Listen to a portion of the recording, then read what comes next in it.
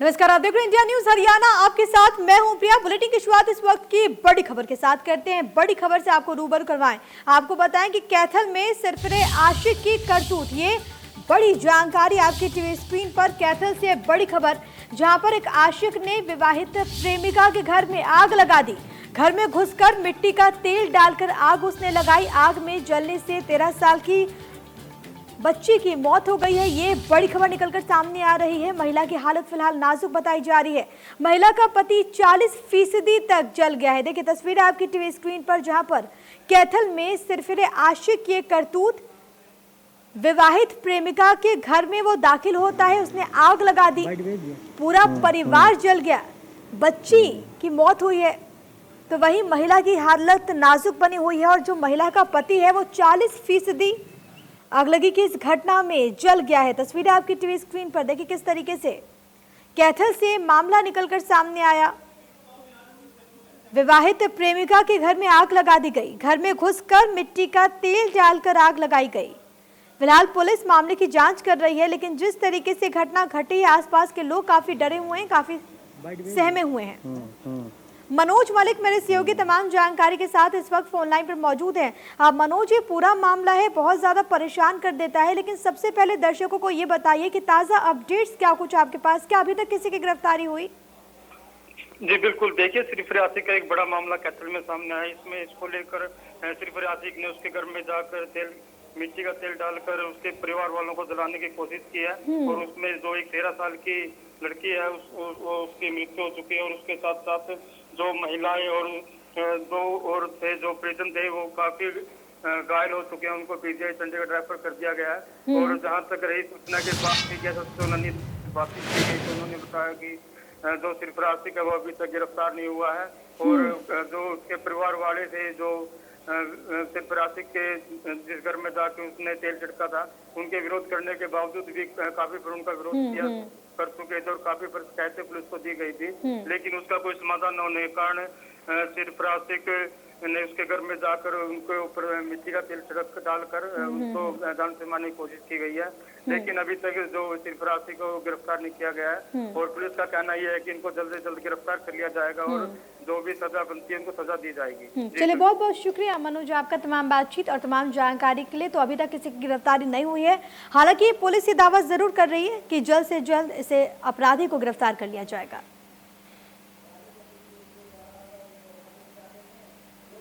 तो कैथल से मामला निकलकर सामने आया, जहां पर सिरफिरे आशिक की करतूत, जिसमें एक बच्चे की जान चली गई, तो वहीं परिवार के जो बाकी लोग हैं, महिला जिसकी हालत नाजुक बनी हुई है, इसके अलावा जो महिला का पति है वो 40% तक इसमें जल गया। हालांकि पुलिस का ये जरूर कहना है कि मामले की जांच की जा रही है, लेकिन ये घटना जिस तरीके से घटी है, आसपास के लोग काफी डरे हुए हैं, काफी सहमे हुए हैं।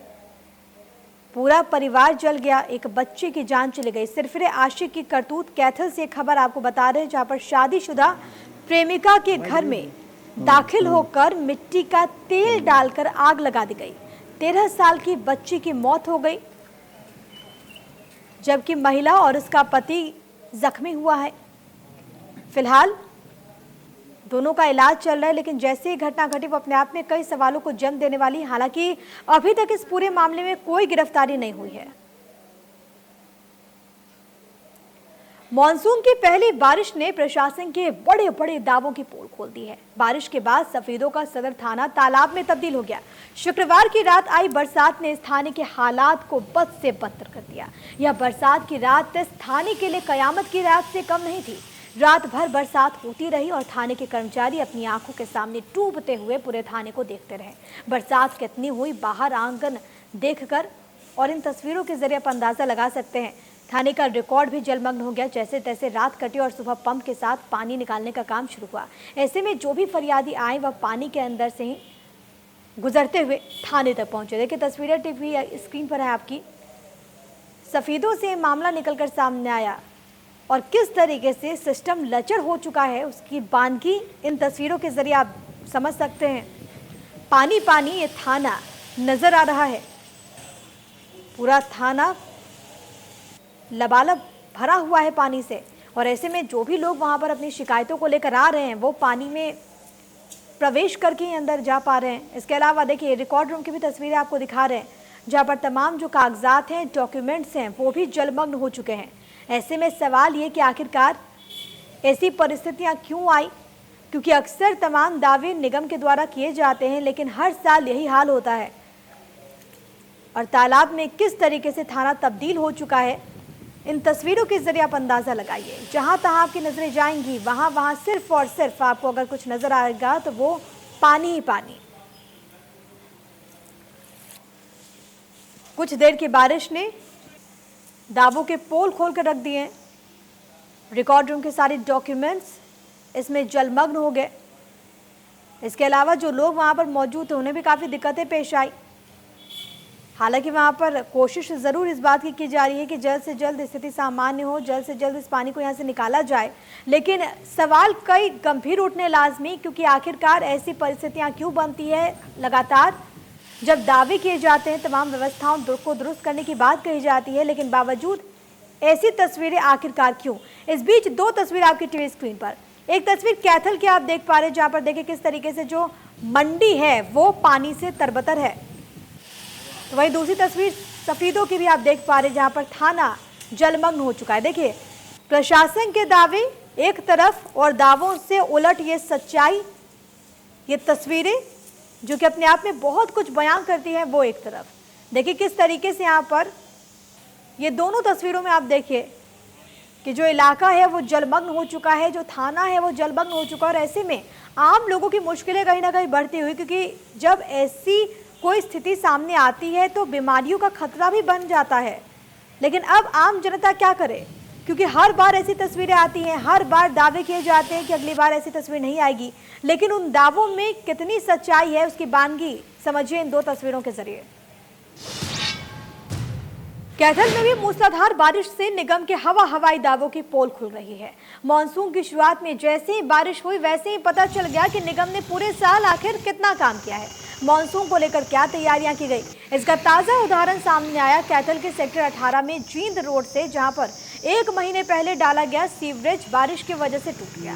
घटिया सामग्री का इस्तेमाल कर बनाया गया ये सीवरेज बारिश से ऐसे धराशायी हो गया जैसे सीवरेज डाला ही ना गया हो। सीवरेज टूटा तो सड़क पर जाम भी लग गया। जाम लगने और सीवरेज टूटने की सूचना मिलने के बाद नायब तहसीलदार मौके पर पहुंचे, बैरिकेडिंग वहां पर कराई गई। लेकिन ये तस्वीरें जो हैं वो देखिए किस तरीके से ये बयान करती है कि वहाँ के लोग कितने ज़्यादा परेशान हैं। और सबसे बड़ी बात यह है कि हाल ही में इसका निर्माण हुआ, लेकिन जो दावे किए जा रहे थे उनसे उलट ये तस्वीरें।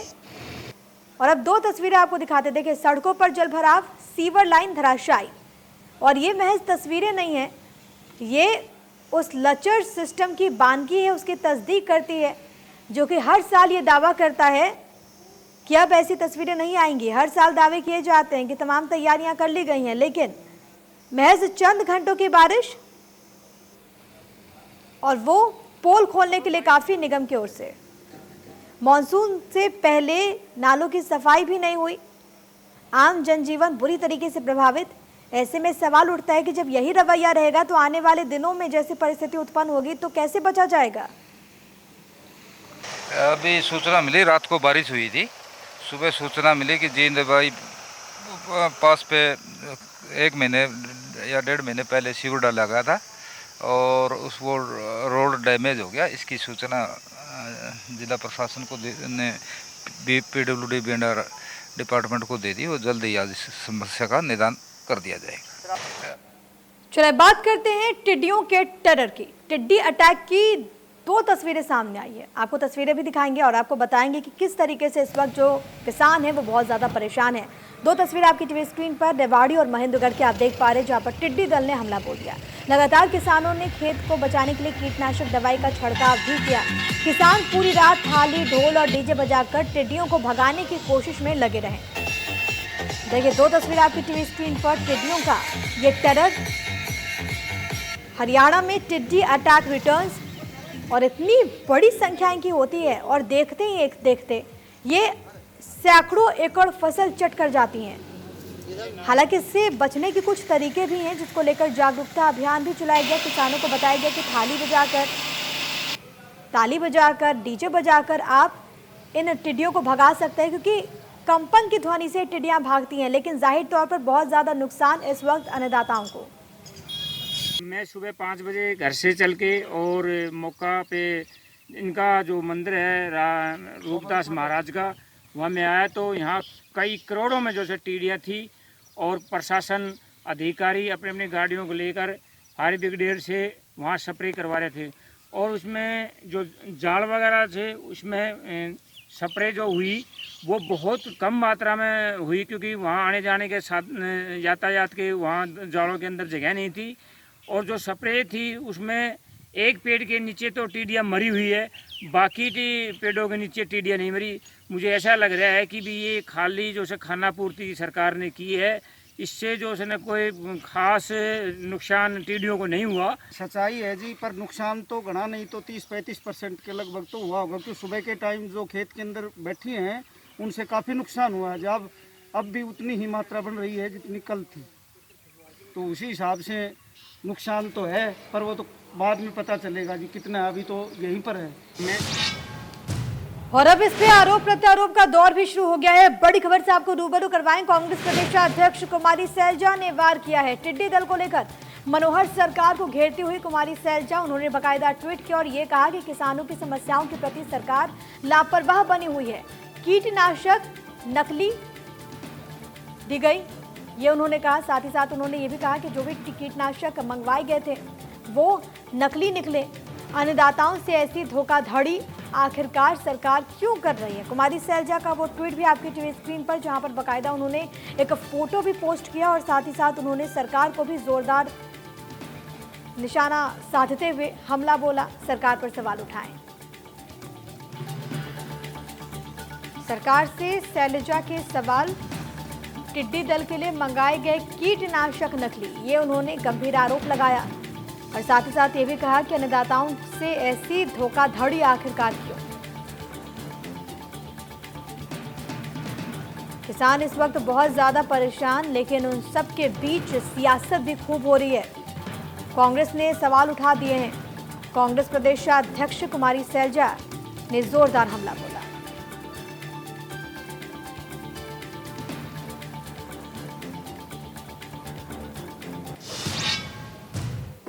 चलिए बात कर लेते हैं पीटीआई टीचर्स की। भिवानी में बर्खास्त पीटीआई टीचर्स लगातार सरकार के खिलाफ विरोध प्रदर्शन कर रहे हैं।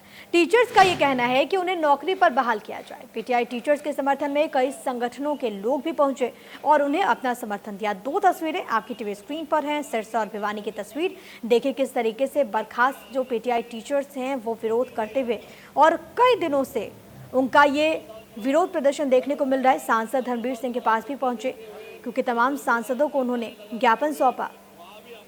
मांग की गई कि जल्द से जल्द इनके हित में कोई फैसला लिया जाए। दरअसल 1983 इन टीचर्स की संख्या जो कि पुनः बहाली की मांग कर रहे हैं, और न केवल इन दोनों जिलों में बल्कि प्रदेश के तमाम हिस्सों में इन टीचर्स का जो विरोध प्रदर्शन है वो देखने को मिल रहा है।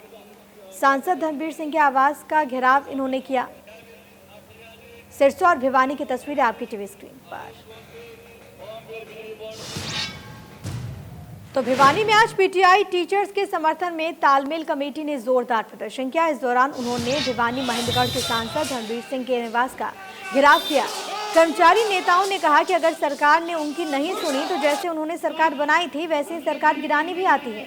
घेराव के दौरान भारी पुलिस बल सांसद के निवास के बाहर जमा हो गया, लेकिन आपको ये बताएं कि कर्मचारी नहीं रुके। पुलिस को धक्का मारकर कर्मचारी सांसद निवास की ओर बढ़े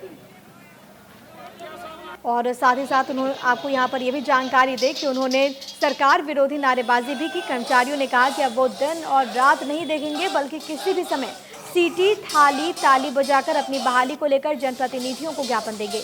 आज भी कर्मचारियों ने शहर में थाली सीटी और ताली बजाकर जोरदार नारेबाजी की।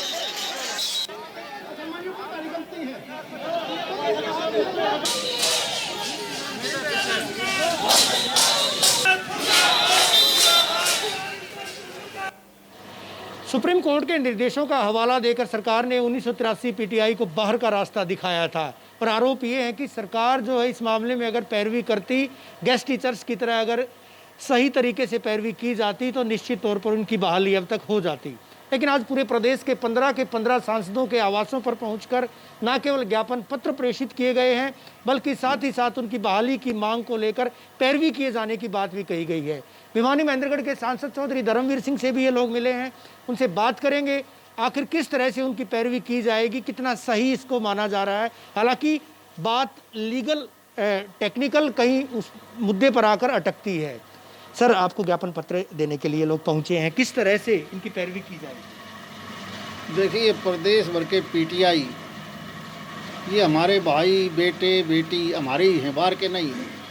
और ये सही बात है कि एक एज के बाद उनके लिए कोई दूसरा रास्ता नहीं होता, परंतु क्योंकि कानूनी प्रक्रिया ऐसी है, सुप्रीम कोर्ट के आदेश हैं, तो कोर्ट के आदेश का अवहेलना ना करके कोई ऐसा बीच का रास्ता, हम भी माननीय मुख्यमंत्री जी से जितने भी सांसद हैं तो हम कोशिश करेंगे बैठ के कोई ऐसा रास्ता निकल जाए ताकि वो बेरोज़गार सड़क पर भी ना घूमे और सफ़र भी ना हो काम, और कानून का अवहेलना भी ना हो। ये सही बात है कि जब हमारे गेस्ट टीचर के ऊपर भी इसी प्रकार तलवार लटकी थी तो कोई बीच का रास्ता निकला था। तो ऐसी बात नहीं है, हमारी सभी की सहानुभूति नहीं, बल्कि हम ये मान के चलते हैं कि वो हमारा ही हिस्सा हैं। तो हमारी भी कोशिश ये होगी कि कोई रास्ता ऐसा बीच से निकले। टेस्ट की बात कही गई, इन लोगों ने कहा कि टेस्ट का बहिष्कार करेंगे, टेस्ट किसी सूरत में नहीं देंगे, जबकि कोर्ट कह चुकी है 5 महीने में नियुक्ति प्रक्रिया उसको पूरा किया जाए। ये तमाम लोग दरकिनार कर चुके हैं, इस बात को नकार चुके हैं, क्योंकि मामला वहीं आकर अटकता है सर कि 39 ऐसे लोग हैं जो दिवंगत हो चुके हैं, उनकी विधवाएं जो है वो कैसे परीक्षा देंगी, बात वहीं आकर अटकती है। ऐसे में आपको नहीं लगता मानवीय आधार पर या फिर कहीं ना कहीं संवेदनात्मक आधार पर कोई बीच का रास्ता निकाला जाना चाहिए, जिसकी बात आप लगातार कहते आए हैं? देखिए, पेपर देना ना देना वो तो उन पीटीआई जो अभी माननीय सुप्रीम कोर्ट ने जिनके बारे में फैसला लिया है वो तो उनका व्यक्तिगत मामला है, पेपर दें ना दें। हम तो कुल मिला के कहते हैं कि हमारी सहानुभूति उनके साथ है। कोशिश हम सांसद मिलकर माननीय मुख्यमंत्री जी से और लीगल राय लेकर, हम यही हमारी सोच है कि किसी प्रकार से इनको उजाड़ा ना जाए। शुक्रिया सर हमसे बात करने के लिए। भिवानी महेंद्रगढ़ के सांसद चौधरी धर्मवीर सिंह, जिनका साफ तौर पर कहना है कि तमाम सांसद मिलकर मुख्यमंत्री जी से बात करेंगे, लीगल राय, लीगल एस्पेक्ट जो भी इस मामले के होंगे उनके आधार पर कार्रवाई की जाएगी। और मंशा इनकी इन्होंने साफ तौर पर जाहिर की है कि इनकी मंशा यही है, उन तमाम लोगों के साथ, तमाम सांसदों के साथ राय मशविरा करके जब मुख्यमंत्री से बात करेंगे तो कहीं ना कहीं उस पहलू पर भी गौर फरमाया जाएगा कि इन लोगों को बेरोजगार ना किया जाए, क्योंकि इनके साथ कई सारे परिवार जुड़े हुए हैं। वीडियो जर्नलिस्ट सुमित अवस्थी के साथ रवि जांगड़ा, इंडिया न्यूज हरियाणा। तो पीटीआई टीचर्स का ये विरोध प्रदर्शन लगातार जारी है। प्रदेश के तमाम हिस्सों में पीटीआई टीचर्स प्रदर्शन कर रहे हैं, मांगों पर अड़े हुए हैं कि पुनः बहाली हो। सिरसा में कैसी स्थिति देखने को मिली, क्योंकि वहां पर भी लगातार ये पीटीआई टीचर्स जो हैं वो प्रदर्शन करते हुए नजर आए। मेरे सहयोगी अमर सिंह की रिपोर्ट आपको देखनी चाहिए। पीटीआई अध्यापक सांसद सुनीता दुग्गल के यहाँ घेराव करने पहुंचे हैं, ज्ञापन देंगे। हालांकि मैडम सुनीता दुग्गल यहाँ मौजूद नहीं है, उनके किसी रिप्रेजेंटेटिव है उसको ज्ञापन दिया जाएगा। लेकिन लगातार जिस तरह आप देख सकते हो घर के सामने खड़े हुए हैं, पुलिस फोर्स यहाँ लगाई गई है और लगातार यहाँ जो नारेबाजी की जा रही है और अपने बहाली की मांग कर रहे हैं। मेरे साथ भूप सिंह जी है जो जिला अध्यक्ष है। भूप सिंह जी, आज आपका ये क्या प्रोग्राम है? पूरे प्रदेश के अंदर जो सांसद है चाहे राज्यसभा मेंबर, उनको ज्ञापन दिए जा रहे हैं। सर, आज का हमारा आपके माध्यम से बताना चाहूँगा कि आज का हमारा हरियाणा में जो 15 सांसद हैं, 5 राज्यसभा के हैं, 10 लोकसभा के सांसद हैं, उनका हमारे पूरे हरियाणा में जो है ना आज सारे राज्यसभा सांसदों को ज्ञापन देने प्रोग्राम है। उनको ये चेताने के लिए हमने ये प्रोग्राम किए है भी जाग जाइए, क्योंकि आपने देखा होगा लगभग 1.25 किलोमीटर लंबा हमारा काफिला है। सेक्रेटरी से हम चल के आए हैं और वो सारे के सारे साथी यहाँ इतनी धूप 45 डिग्री टेम्परेचर में जिससे मुर्दे कोई बात नहीं निकालते हम, और उसके बावजूद हम लगातार आपके बीच में यहाँ अपनी बात रखने के लिए आए हैं, तो ये आम परिस्थितियाँ नहीं हो सकती सर। भूषण जी, एक नई बात आ रही है कि जो रणजीत सिंह बिजली मंत्री है उनकी अध्यक्षता में पहले कमेटी बनी थी, अब एक बार फिर कमेटी बनाई गई है। उनको कहना है कि जो गेस्ट टीचर है उनकी तर्ज पे इनको समायोजित किया जाता है, इस तरह की बात चल रही है। आप इस पर क्या टिप्पणी करना चाहते हैं? सर, ये पूरी तरह एक लॉलीपॉप देने का काम है, क्योंकि पहले भी इस तरह कमेटी, उस कमेटी में भी था, एक कमेटी बनी थी उसमें, तो उस दौरान भी कुछ निकल के नहीं है। सरकार जो है ना बीच का रास्ता निकाल रही है। बीच का रास्ता नहीं, हम तो आर पार का रास्ता चाहते हैं। अगर हमारे कहीं डॉक्यूमेंट्स में कमी नजर आती है, कहीं हमारे किसी साथियों के क्वालिफिकेशन में कमी आती है, तो आप हमें सब बिल्कुल पूरी तरह बाहर कर दीजिए। लेकिन अगर आपके माध्यम से बताना चाहता हूँ, हमारे किसी भी कर्मचारी के किसी भी डॉक्यूमेंट्स में रत्ती भरी भी कमी नहीं है। और हम सरकार से मांग करते हैं कि सरकार हमारी मांगों में सहानुभूति और विचार करे और हमारे सभी साथियों को जिस डेट से निकाले उसी डेट से वापसी करे, ये मांग हमारी है। लगातार आपकी जो सरकार के जो मंत्री हैं उनसे बातचीत हुई, आश्वासन मिला है, क्या मानना चाहते हो, क्यों माने नहीं जा रहे? सरकार की तरफ से केवल मात्र चौधरी रंजीत सिंह और संजय भाटिया है करनाल से सांसद, उन दोनों के सारे के सारे जो है ना हमारे खिलाफ है। क्योंकि हमने कई दौर की लगातार वार्ता करके देख लिया, वो सारे के सारे साथी हमारे खिलाफ है। सिर्फ चौधरी रंजीत सिंह और संजय भाटिया जी हैं, वो हमारे पैरवी कर रहे हैं। पैरवी का वो भी कितनी कर रहे हैं, क्या सकारात्मक पैरवी हो रही है, वो भी आप साथियों बीच में आएगी अभी। लेकिन मुझे नहीं लगता कि उनके पैरवी में दम है, क्योंकि वो भी जो है ना बड़े मंजे हुए खिलाड़ी हैं, वो हमें मिट्टी गोली देने से कुछ नहीं कर रहे। आगे क्या रहेगा, रणनीति किस तरह रहेगी? सर, हमारी आगे की रणनीति ये है कि जब तक हमारे साथियों को रोजगार बहाली नहीं होती, जब तक इन साथियों को रिज्वाइनिंग नहीं होती, तब तक हम रोड पे रहेंगे। किसी भी हद तक जा सकते हैं, चाहे हमें करनाल जाना पड़े, चाहे हमें रोहतक जाना पड़े, चाहे हमें पंचकुला गिराव करना पड़े, यहाँ तक कि एक मंत्री का कोठी से बाहर निकलना बंद कर देंगे जी। यानी ये थे भूप सिंह जी, जिनका साफ कहना है कि लगातार उनका प्रदर्शन जारी है और खास करके उनको कहता है कि वह बीच का रास्ता नहीं चाहिए। और जिस तरह से गेस्ट इसी रूम में समायोजित करने की बात चल रही है, उस पर उनका मानना है कि हम आर पार लड़ेंगे, केवल बहाली से कम वो कुछ भी नहीं मानेंगे। यानी आने वाले दिनों में इस तरह का प्रदर्शन प्रदेश में लगातार जारी रह सकता है। जानी, इंडिया न्यूज हरियाणा। और यहाँ पे वक्त हो गया एक बहुत ही छोटे से ब्रेक का। बने रहिए इंडिया न्यूज हरियाणा के साथ।